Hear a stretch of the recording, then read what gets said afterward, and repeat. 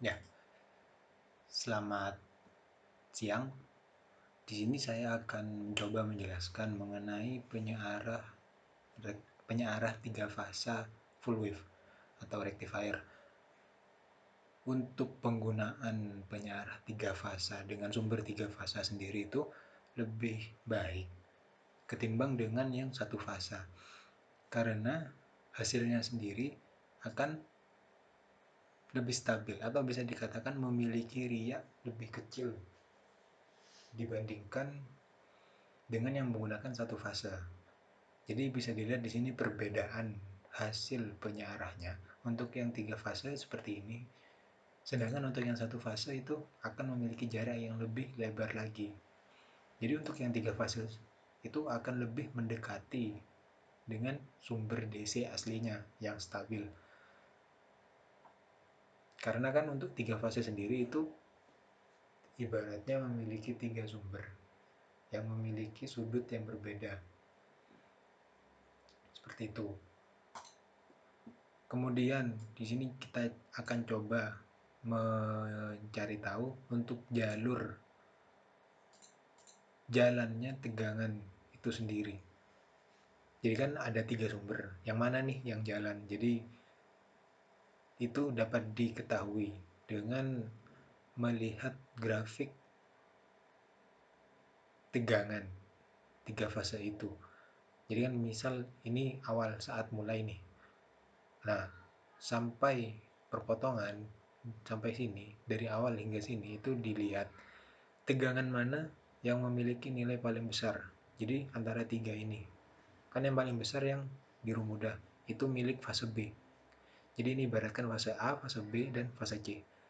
Karena tegangan milik fase B yang paling besar saat itu, jadi nilai tegangan akan mengalir melalui D3 ke sini.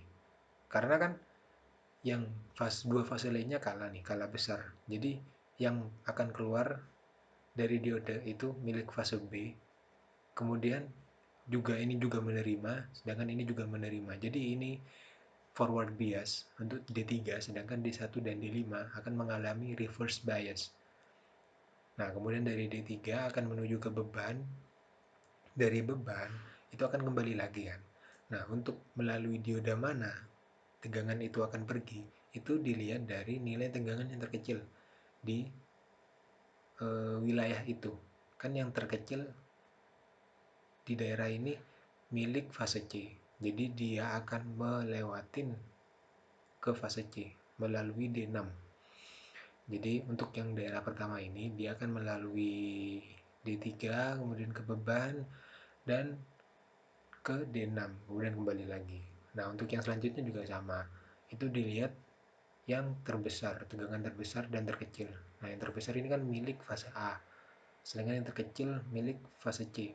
Jadi tegangan akan mengalir melalui D1 ke beban, kemudian kembali melalui fase C, D6, dan begitu seterusnya. Kemudian untuk perbedaan penggunaan beban, kita akan coba run dulu. Nah, ini beban tidak disambung ya.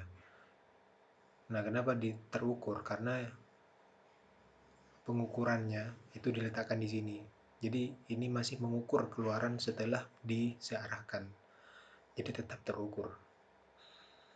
Lalu saat kita coba dulu yang pertama resistor ya, resistansi. Saat disambung nilainya akan seperti ini. Untuk nilai tegangannya itu berkisar maksimal mungkin 310 dan terendah itu sekitar 160 setelah disearahkan. Nah, untuk nilai arusnya sendiri itu berkisar antara 2,5-2,6 seperti itu di sini.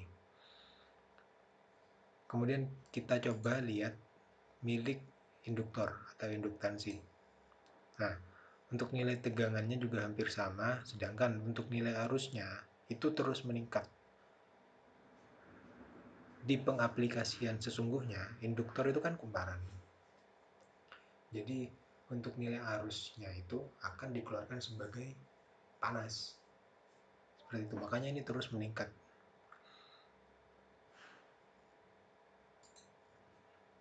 Untuk tegangannya sendiri tidak jauh beda, tidak terlalu jauh bedanya. Kemudian untuk yang terakhir, antara reaktansi dan induktansi, dua beban jadi satu. Dapat dilihat kalau misal nilai arusnya itu lebih stabil, 2,56 ini tidak berubah, sedangkan yang 3-4 angka di belakang koma yang berubah-ubah sedikit.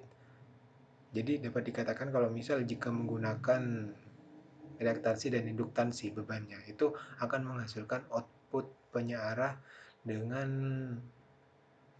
arus yang lebih stabil ketimbang saat menggunakan resistor saja, itu akan naik turun 2,5, 2,6, 2,3 yang terendah ini. Jadi mungkin seperti itu untuk perbedaan tegangan dan arus dari penggunaan beban yang berbeda antara resistor dan induktor. Mungkin itu saja yang bisa dapat saya sampaikan. Kurang lebihnya mohon maaf.